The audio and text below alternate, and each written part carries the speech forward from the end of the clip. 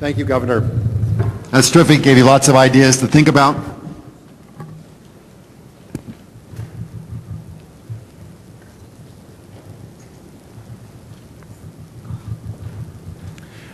I think what we'll do at this point is we'll continue on with the questions. Maybe if there's any quick responses from up front, and then we can go to the floor. If not, we'll go to the floor with questions.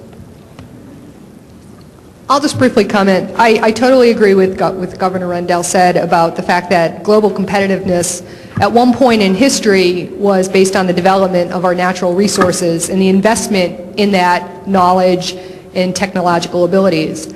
I still think we have a lot of natural resources to develop. It's just the minds of our children, and I really think that we need to invest at the same rate that we did for technology and natural resources in the education system, and I continue to support the spending of money on programs that work and continue to work.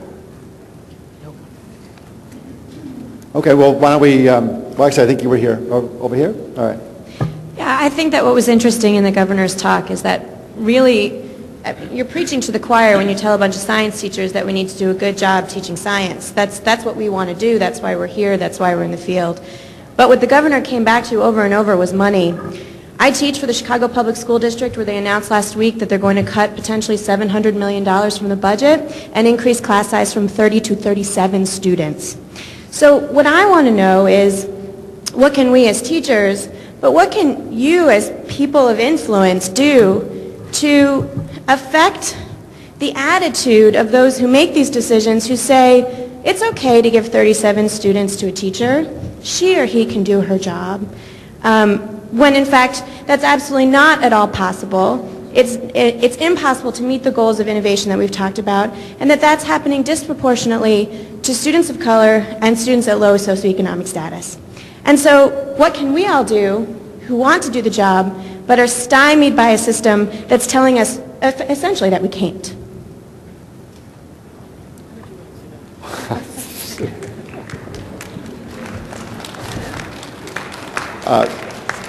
I'm now being challenged, I think, to respond. What I'll do is I'll make a comment and then I'll pass it back. It is absolutely important that we continue to make the point about the investment, the long-term investment in education.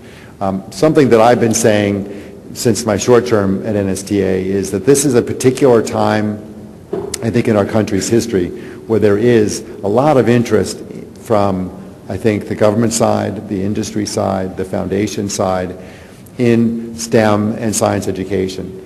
And we've been in a position in the last few years where, maybe 6 years, where we've really been, particularly in science education, almost ignored.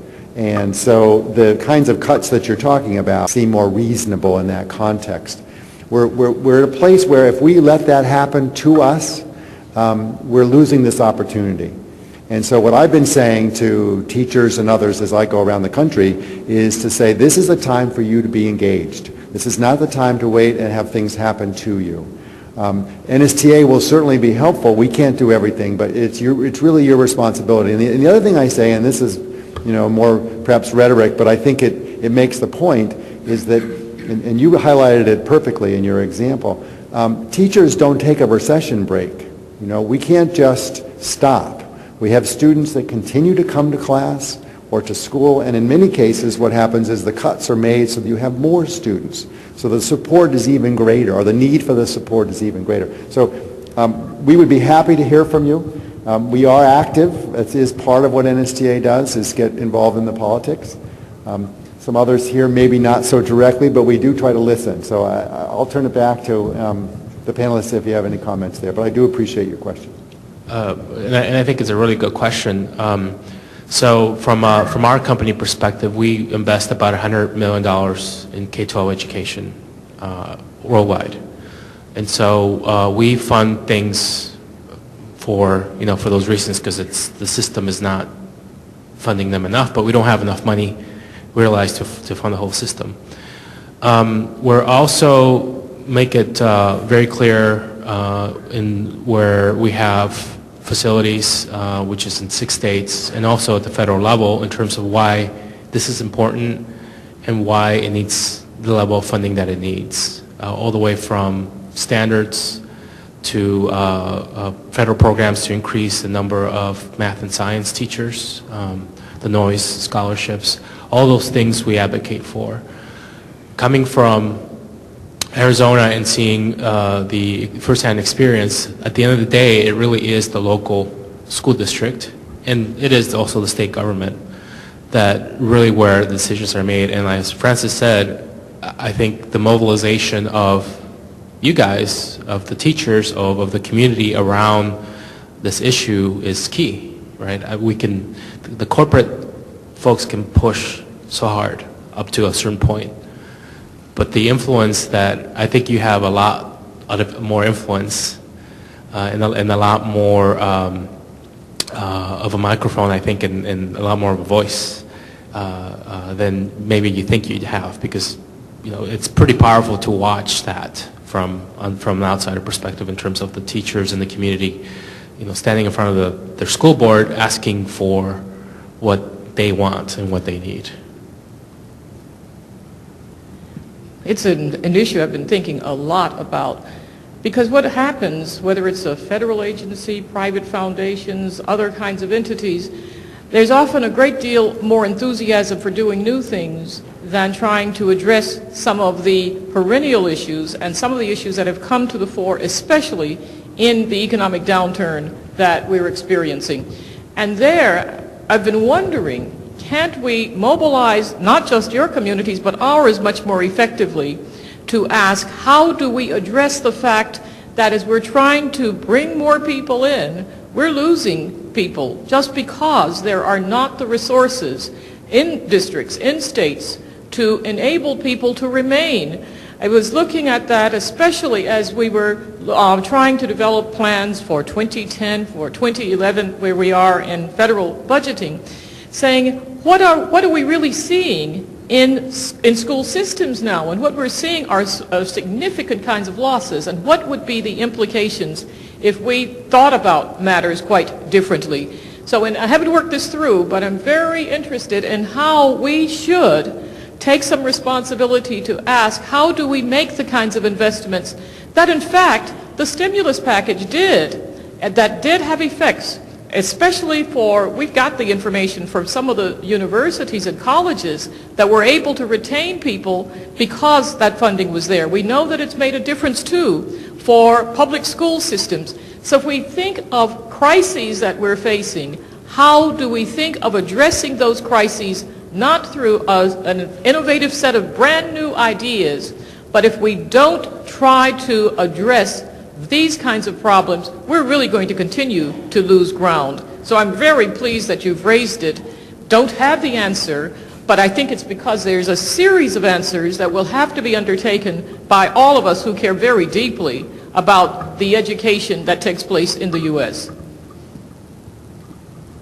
I think part of the answer is also to start to mobilize parents. Where possible, parents go out and take care of their children's needs, whether it's health care or clothing or shelter.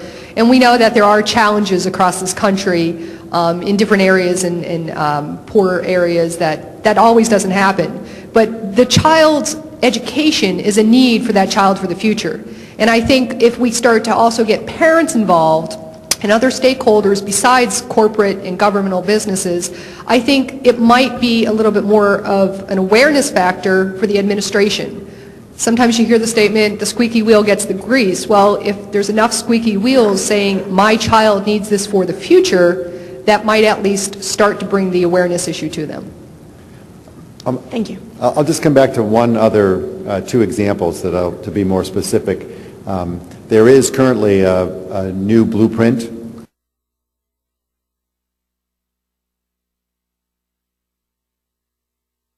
the organization and funding for all areas in education, including STEM. Now, that is a federal investment. It actually, in the overall scheme of things, is very small.